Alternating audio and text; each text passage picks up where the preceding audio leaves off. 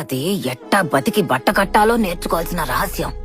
రోజు సంపాదించిన దుడ్డు ఖర్చులకు పోను 5-10 అని రొంచెమైనా జమ చేసి పెట్టినావంటే ఒక రోజు ఊహించని విధంగా ఏదో ఒకటి జరిగి ఉత్తి చేతులతో నిల్చోవలసి వచ్చినప్పుడు అన్ని రోజులు కష్టపడి ఒక్కో పైసా కూడబెట్టుకున్నదంతా ఎవ్వరి సహాయం కోసం ఎదురు చూడకుండా మనకు ఉపయోగపడతాది.